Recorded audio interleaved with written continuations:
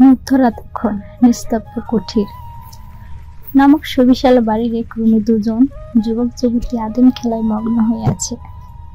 রাতের কতগুলো প্রহর কেটে যাওয়া পর তারা দুজনে ক্লান্ত হয়ে ফিনফিনে সাদা রঙের ব্ল্যাঙ্কেট গায়ে দিয়ে শুয়ে পড়ে। কিন্তু যুবকটার চোখে এই মুহূর্তে ঘুমের রেশ মাত্র নেই। সে সিলিং এর দিকে তাকিয়ে আনমনে কি যেন ভেবে যাচ্ছে। কিছু সময় পর পাশ ফিরে তার পাশে নিশ্চিন্তে ঘুমিয়ে থাকা মেয়েটাকে এক পলক দেখল। তৎক্ষণাৎ ঘৃণায় তার সারা শরীর রিরি করে উঠল। বিদেশে এই মেয়েকে দেখে সম্পূর্ণ মেয়ে জাতির উপরে অদ্ভুত বিতৃষ্ণা জন্মাচ্ছে তার। পরে এতকালের জং পড়া মনে কি সব অদ্ভুত অদ্ভুত ভাবনা আসছে। আচ্ছা, সব মেয়েরা কি টাকার কাঙ্গাল? বস্তা ভরা টাকা পেলে এরা সবাই যে কোনো ছেলের সাথে শুতে দ্বিধাবোধ করে না? এতটা সস্তায় মেয়েগুলো? ছি, মানুষ বলে মেয়েরা নাকি মায়ের জাত। তারা যদি মায়ের জাতি হতো তাহলে তাদের কি এই অধঃপতন হতো? বরং ওরা থাকতো সূর্যের মতো তেজস্বী, আত্মসম্মান হতো উত্তপ্ত লোহার ন্যায়। যেমন এসব উল্টা পালট ভেবেই নাক কুঁচকালো। রাতের আধার অনেকটাই কেটে গেছে। সাদা রঙের আকাশে একটু একটু আলাপ আভা ছিটকে পড়ছে। আলো ফুটলেই জীবনের আবার স্টুডিওর উদ্দেশ্যে বেরোতে হবে। ফটোশুট আছে একটা। জোবান বিছানা ছেড়ে উঠে বসলো। পাশের ঘুমিয়ে থাকা মেয়েটাকে ঘুম থেকে ওঠার তাগাদা দিয়ে হাঁটু অব্দি সাদা রঙের টাওয়েল জড়িয়ে শাওয়ার নিতে ওয়াশরুমে চলে গেল।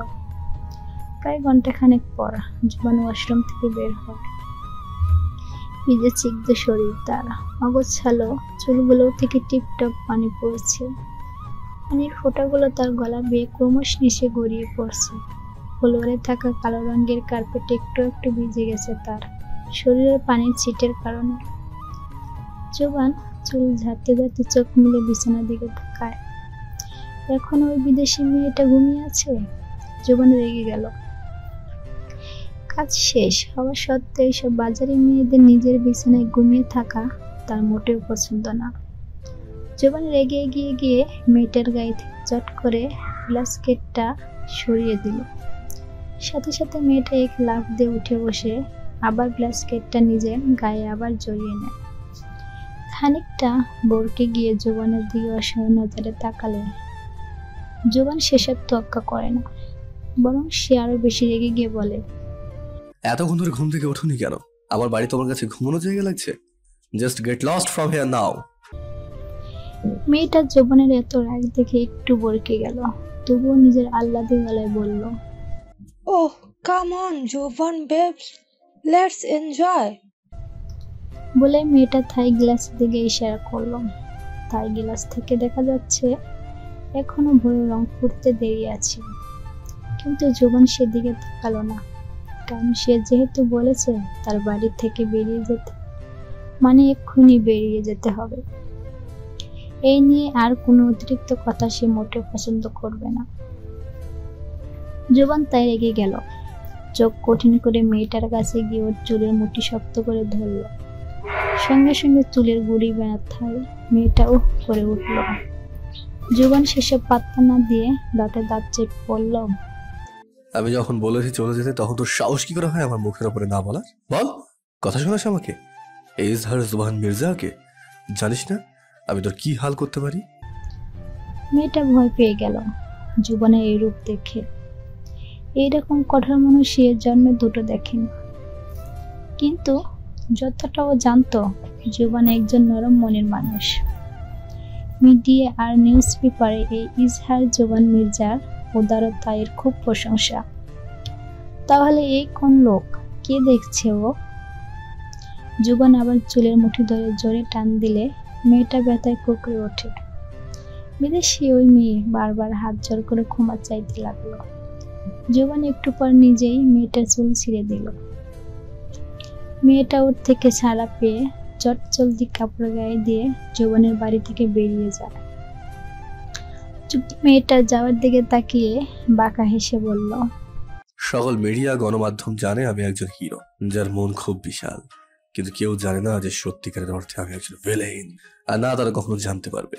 কারণ এই মির্জা যা লুকোতে চায় তা প্রকাশ করার সাধ্য কারণ নেই, কারণ না। বলে বাম হাতে 2 আঙ্গুল দিয়ে নিজের কপাল চুলকালো জোবান। তারপর তারপর আমি আর আপনি একসাথে হাঁটবো নদীর তীর ধরে। বাতাসে আমার চুল আপনার মুখের উপর পড়তেই আপনি মুগ্ধ হয়ে তাকাবেন, আর আমি সেই ভয়ঙ্কর চাহনি উপেক্ষা করে আনমনে হাঁটতেই থাকবো। কখনোই থামবে না আমার এই পথ চলা, কারণ আপনার এই ভয়ঙ্কর চাহনি আর যাই হোক আমি সহ্য করতে পারবো না, কখনোই না, বুঝলেন গায়ক সাহেব? বলেই ঐশী খিলখিলি হেসে উঠল। হাসির প্রভাবে চঞ্চল হয়ে উঠল ঐশীর ওই 2 নয়ন। এই ঐশী, এই কি হয়েছে তোর? এই ঐশী। কারো হাঁকডাক শুনে ঐশী পিটপিট করে চোখ খুলল। ঘুম ভাঙার সাথে সাথে ও দেখল ওর মুখের উপর ঝুঁকে আছে ঐশীর মা কাঞ্চনা আক্তার। মাকে এভাবে ডাকতে দেখে ঐশী যার পুনরায় বিরক্ত হলো। ওর নাক মুখ কুঁচকে বলল, ডাকলেন কেন? কি সুন্দর স্বপ্ন দেখছিলাম। আমি শান্তিতে ঘুমোলে তোমার ভালো লাগে না, তাই না? আমি ঐশীর মার আগে ড্রয়ারের দিকে এগিয়ে গেলেন। কাপড় কয়েকটা হাতে নিয়ে বাস করতে করতে বললেন, না, ভালো লাগে না আমার। ঘুমিয়ে এরকম ফিসফিস করে হাসলে সেটা দেখতে কারোরই দেখতে ভালো লাগে না। প্রতিদিন কি এমন স্বপ্ন দেখিস তুই যে এত হাসতে হয় তোকে? বলতে একবার। ঐশী উত্তর দিল না, কারণ ওর মনটাই খারাপ হয়ে গেছে। এতক্ষণ যা দেখছিল সব স্বপ্ন ছিল। ইস, বাস্তব হলে কি হতো তবে? কি খুশি হতো তখন ঐশী। ভাবতে রোমাঞ্চকর লাগছে ওর কাছে। ঐশী মুখ গোমড়া করে ওয়াশরুমে চলে গেল। ফ্রেশ হয়ে রুমে এসে দেখে ওর ফোনে 5টা কল, সব ওর সবচেয়ে কাছের বন্ধু জান্নাত। ঐশী বিছানার উপর থেকে ফোন নিয়ে কল ঘুরালো। ওপাশ থেকে ফোন রিসিভ হলে ঐশী বলে, আজ হুট করে এত কল, কিছু কি হইছে? জান্নাত উচ্ছিত গলায় বলল। আরে দোস্ত, একটা খুশির খবর আছে, শুনবি?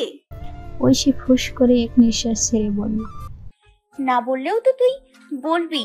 আচ্ছা বাদ দে, শোন, একটা গানের রিয়েলিটি শো আছে। শুনছি সেই শোটায় জাজ হিসাবে নাকি জুভান মির্জাও থাকবে। তোর তো গানের গলা ভালো, যাবি ওই শোতে? ঐশী অবাক হলো। মির্জা? ঐশী ঠোঁট কামড় বেশিক্ষণ ভাবলো, অতঃপর বলল, বাবা রাজি হবে? তুই রাজি কিনা বল। তুই রাজি হলে আঙ্কেল এমনিতেই রাজি হয়ে যাবে। ঐশী বেশ খানিকটা ভেবে বলল, ঠিক আছে। জান্নাত শোয়ের ডিটেলস বলে ফোন রেখে দিল। ঐশী ফোনটা বিছানার উপর রেখে দিয়ে ভাবলো, ও কি ঠিক কাজ করছে? এভাবে একটা শোতে পার্টিসিপেট করা কি ওর উচিত হচ্ছে?